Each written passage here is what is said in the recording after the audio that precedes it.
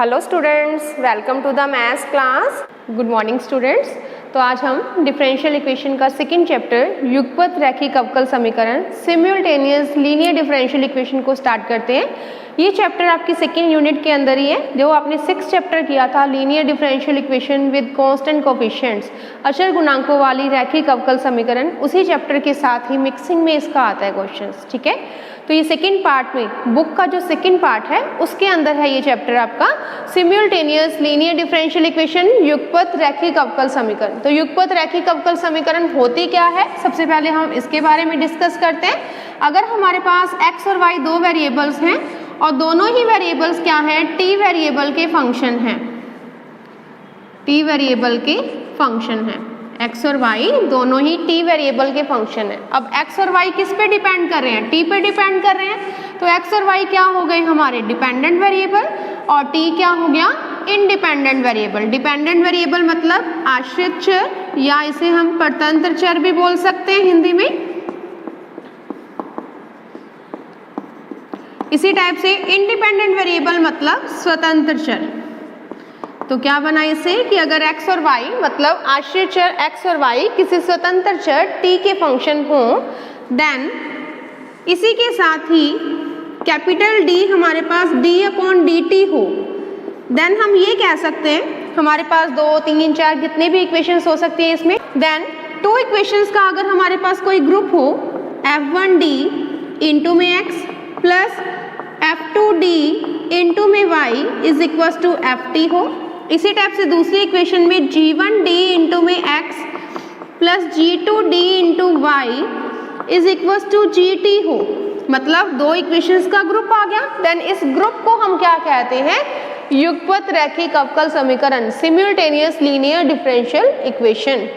Means इस equation में क्या होगी, दो इक्वेशन या 3 इक्वेशंस का ग्रुप होगा। तो जनरली आपके सिलेबस में जो है वो पहले 2 इक्वेशंस का ग्रुप है, फिर 3 इक्वेशंस का ग्रुप भी है इसमें, ठीक है। तो 2 इक्वेशंस के ग्रुप में देखो क्या है, f1d into X plus f2d into Y is equal to ft, g1d into X plus g2d into Y is equal to gt form में। अगर हमारे पास दो इक्वेशंस हैं, यहाँ पर f1d और f2d और g1d और g2d, ये सारे ही क्या हैं, अचर गुणांकों वाले फंक्शन हैं। मतलब इनके जो कोफिशिएंट होंगे वो कांस्टेंट होंगे, अचर होंगे। ये अचर गुणांकों वाले फंक्शंस हैं और ft और gt जो हैं वो सिंपल t वेरिएबल के फंक्शंस हैं, ठीक है। तो आप कैसे सॉल्व करोगे इस युगपत रैखिक अवकल समीकरण को। सबसे पहले आपके पास इक्वेशंस होगी डेरिवेटिव की फॉर्म में, उसे आप कैपिटल D के फॉर्म में बनाओगे। f1d का मतलब कैपिटल D का कोई भी फंक्शन इंटू में x, f2d का मतलब कोई भी d का function into y is equal to t का कोई फंक्शन। इसी टाइप से इसमें d का कोई function into x plus d का कोई function into y is equal to t का फंक्शन। इस टाइप से हमारे पास इक्वेशंस होंगी। तो जितनी भी इक्वेशंस होंगी आपको उतने ही वेरिएबल्स फाइंड करने होंगे। जैसे आपके पास दो इक्वेशंस हैं तो x और y वेरिएबल आ गया आपके पास आश्रित चर। तो इन दोनों वेरिएबल्स की आपको इन इक्वेशंस को सॉल्व करके वैल्यू फाइंड करनी है। और वैल्यू कैसे फाइंड करोगे आप, किसी भी एक वेरिएबल के कोफिशिएंट को सेम करके उनको प्लस या माइनस करोगे। मतलब किसी एक वेरिएबल को दोनों इक्वेशन से रिमूव कर दोगे। रिमूव करने के बाद एक वेरिएबल की वैल्यू आ जाएगी। उस वेरिएबल की वैल्यू से हम एक डेरिवेटिव निकाल लेंगे जो आपकी इक्वेशन होगा। जैसे d है, d स्क्वायर है, d की क्यूब, वो आपके क्वेश्चन के अकॉर्डिंग होगा। उनकी वैल्यूज फाइंड करने के बाद वो सारी वैल्यूज किसी एक इक्वेशन में पुटअप कर दे तो हमारे पास दूसरे वेरिएबल की वैल्यू आ जाएगी। तो इस टाइप से हम युगपत रैखिक अवकल समीकरण को सॉल्व कर सकते हैं। अब हम इस टॉपिक को कुछ एग्जाम्पल से क्लियर करते हैं। तो देखते हैं फर्स्ट एग्जाम्पल क्या है हमारे पास। फर्स्ट एग्जाम्पल में हमारे पास गिवन इक्वेशन है dx/dt minus 7x plus y बराबर 0 और सेकेंड है dy/dt minus 2x minus 5y equals to 0। इस इक्वेशंस को सॉल्व करने के लिए कहा है, हमारे पास दो इक्वेशंस का ग्रुप दे रखा है। मतलब ये युगपत रैखिक अवकल समीकरण है या नहीं चेक करने के लिए हमारे पास कैपिटल D में इक्वेशन होनी चाहिए। यहाँ पे dx/dt और dy/dt है और d/dt हमारे पास क्या था, कैपिटल D। तो सबसे पहले इसे कैपिटल D की फॉर्म में हम बनाएंगे। तो इसमें since capital D is equal to d/dt, so by equation first क्या आ जाएगा इस ग्रुप से, capital dx minus 7x plus y बराबर 0, और दूसरी क्या बन जाएगी dy minus 2x minus 5y बराबर 0। दैट इम्प्लाइज हम x वाले इसमें इकट्ठे कर लें तो d minus 7 into X plus Y बराबर 0, और दूसरी क्या बन जाएगी x वाले इसमें सिर्फ माइनस 2x है, y वाले dy और माइनस का 5y means d minus 5 into Y बराबर 0।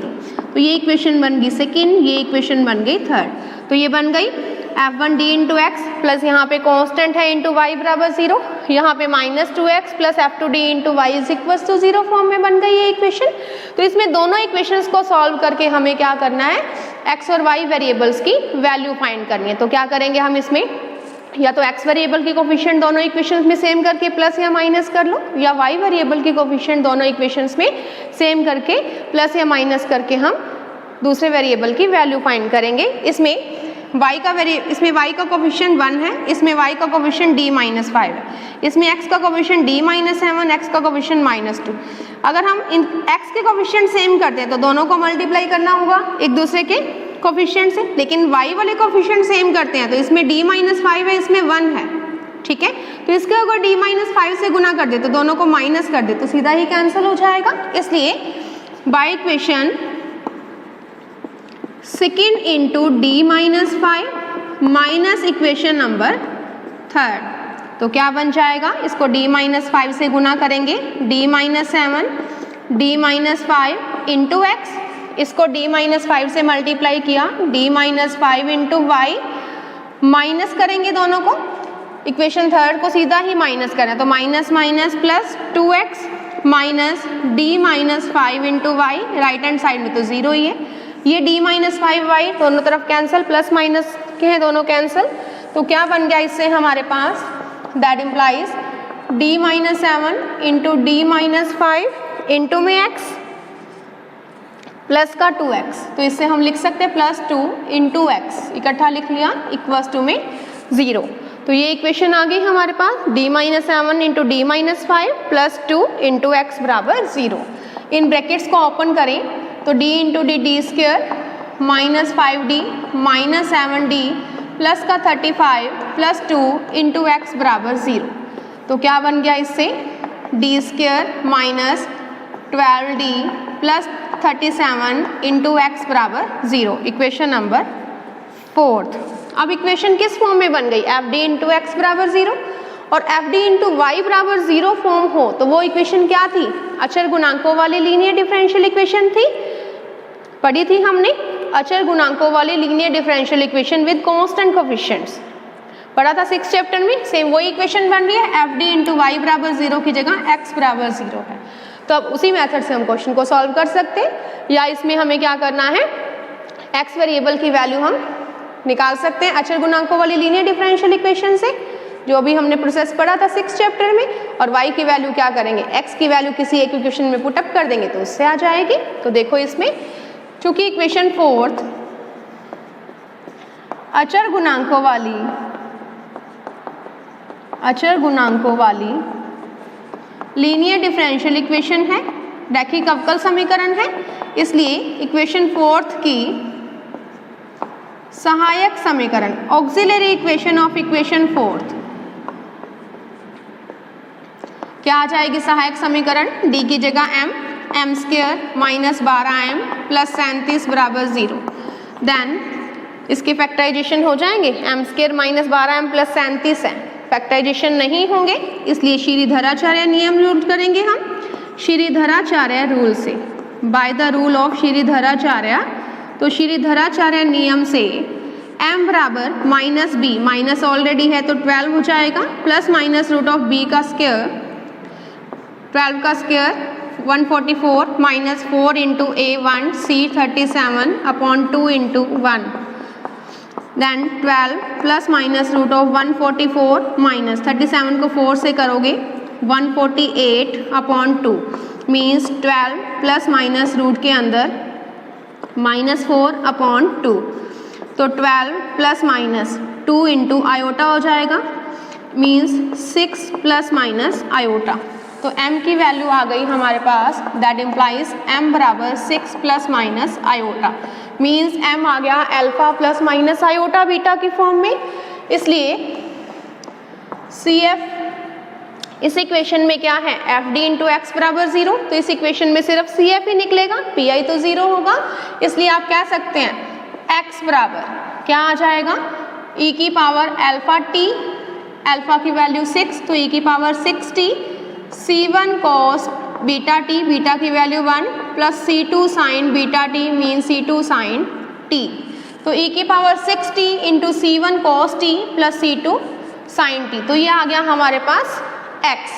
अब x अगर आ गया तो x की वैल्यू हम किसी एक इक्वेशन में पुटअप कर दें, इसमें सिर्फ x नहीं है, ध्यान दो, d माइनस 7 इंटू एक्स है, मतलब क्या कह सकते हैं इसको, ऊपर देखो dx अपॉन dt है माइनस 7x प्लस y बराबर 0 है, मतलब x भी चाहिए हमें, dx अपॉन dt भी चाहिए, तब हम y निकाल सकते हैं इस इक्वेशन से। तो हम dx अपॉन dt निकाल लेंगे इस इक्वेशन से।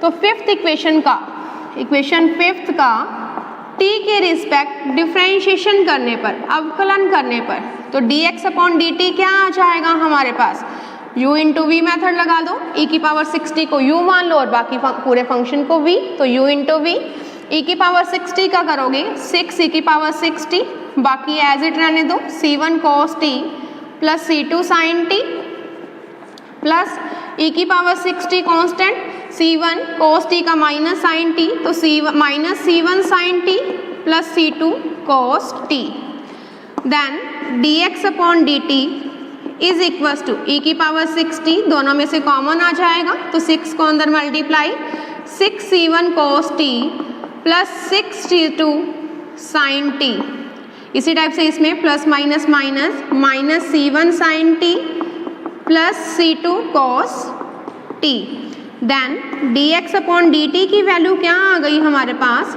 e की पावर 60 इंटू cos t वाली भी दो टर्म्स हैं इसमें, sin t वाली भी दो टर्म्स, दोनों में से कॉमन ले लें, cos t वाली टर्म्स अलग लिख ली, 6c1 प्लस c2 इंटू में cos t plus 6c2 minus c1 into में sin t, तो ये आ गया हमारे पास dx upon dt means equation number 6। अब dx अपॉन dt और x, इसकी वैल्यू हम अगर पहली इक्वेशन में पुटअप कर दें तो इससे हमारे पास रिजल्ट आ जाएगा।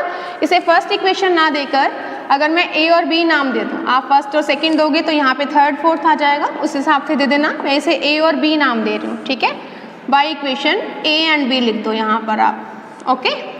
तो a इक्वेशन में या b इक्वेशन में वैल्यू पुटअप कर सकते हैं, लेकिन हमने क्या निकाला, dx अपॉन dt, इसलिए x और dx अपॉन dt की वैल्यू a इक्वेशन में पुटअप कर दें तो हम क्या निकाल सकते हैं, y। इसी टाइप से अगर आप इसमें y की वैल्यू निकालते और फिर हम उसका डेरिवेटिव करके dy बाई dt निकालते हो, आप b इक्वेशन से x निकाल सकते थे। अब हम क्या करेंगे, first equation means a equation में वैल्यूज पुटअप करेंगे x और dx अपॉन dt की, फिर हमारे पास y आ जाएगा। अब हमारे पास इक्वेशन a से बाई इक्वेशन a, y की वैल्यू क्या आई, 7x minus dx by dt, इसमें x और dx अपॉन dt की वैल्यू फिफ्थ और सिक्स इक्वेशन से अगर हम पुटअप कर दें तो ये इक्वेशन बनेगी, means by equation fifth and six, ये हमने वैल्यूज पुटअप कर दी।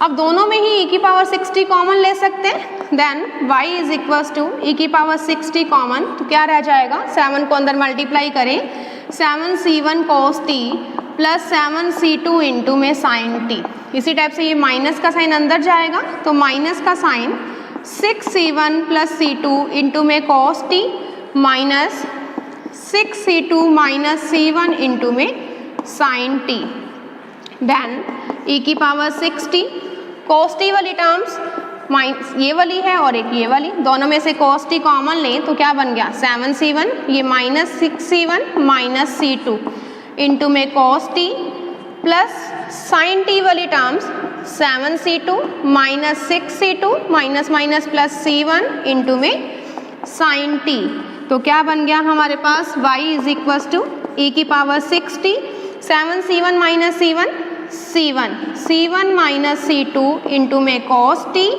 Plus 7c2 minus c2 plus c1 into में साइन t, तो ये आ गया हमारे पास y, इक्वेशन नंबर 7। तो फिफ्थ इक्वेशन हमारे पास क्या आई, x की वैल्यू, सेवंथ इक्वेशन से आ गई y की वैल्यू। बाय इक्वेशन फिफ्थ और सेवन से जो हमारे पास x और y की वैल्यूज आई हैं वही हमारी क्या है, रिक्वायर्ड सॉल्यूशन है, अभिष्ट हल है। मीन्स फिफ्थ और सेवंथ इक्वेशन से हमने क्या किया, x और y की वैल्यूज निकाल ली, तो वही क्या होते हैं, हमारी गिवन इक्वेशन का रिक्वायर्ड सॉल्यूशन होता है। मीन्स युगपत रैखिक अवकल समीकरण को सॉल्व करने के लिए हम क्या करते हैं, दो इक्वेशंस अगर हमें गिवन है तो दोनों इक्वेशंस में से किसी एक वेरिएबल को रिमूव करते हैं। सबसे पहले रिमूव करने के बाद अचर गुणांकों वाली अगर लीनियर डिफरेंशियल इक्वेशन बन जाती है तो उसे सॉल्व करके हम x या y की वैल्यू निकाल लेते हैं। फिर x या y की जो वैल्यू आती है उससे गिवन क्वेश्चन के अकॉर्डिंग हम डेरिवेटिव्स निकालते हैं। फिर x या y की वैल्यूज और डेरिवेटिव्स की वैल्यू किसी एक इक्वेशन में पुटअप करके हम दूसरे वेरिएबल की वैल्यू फाइंड कर लेते हैं। तो गिवन इक्वेशंस में आपके पास टोटल जितने भी डिपेंडेंट वेरिएबल्स होते हैं उनकी वैल्यू ही क्या होती है, गिवन इक्वेशन का अभिष्ट हल होती है। तो इस टाइप से हम युगपत रैखिक अवकल समीकरण को सॉल्व कर सकते हैं। Okay, thank you.